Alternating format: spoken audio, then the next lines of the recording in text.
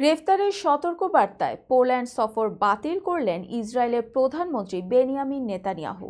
Police গণমাধ্যমে বরাত দিয়ে এ তথ্য জানিয়েছে যুক্তরাষ্ট্রভিত্তিক সংবাদ মাধ্যম মিডল ইস্ট মনিটর। পোল্যান্ডের উপপররাষ্ট্রমন্ত্রী ওয়াদিস্লো বার্তোশেচকি জানান, ইসরায়েলের প্রধানমন্ত্রী দপ্তরের কর্মকর্তাদের জানানো হয়েছে, যদি নেতানিয়াহু পোল্যান্ড সফর করেন তবে আন্তর্জাতিক অপরাধ ট্রাইব্যুনালের পরোয়ানা অনুযায়ী পদক্ষেপ গ্রহণ করবে পোল্যান্ড সরকার। কারণ পোল্যান্ড আন্তর্জাতিক অপরাধ আদালতের নির্দেশনা মেনে চলতে চুক্তিবদ্ধ। এই বার্তার পরই নেতানিয়াহু পোল্যান্ড যাবেন না বলে জানিয়েছে তেল আবিব। গাজায় নির্মম সামরিক অভিযানের নির্দেশ এবং বাসিন্দাদের খাবার, পানি ও ঔষধ থেকে বঞ্চিত করার অভিযোগে গত নভেম্বরে নেতানিয়াহু এবং ইসরায়েলের সাবেক প্রতিরক্ষামন্ত্রী ইয়োভ গ্যালান্টের বিরুদ্ধে গ্রেফতারি পরোয়ানা জারি করে আইসিসি।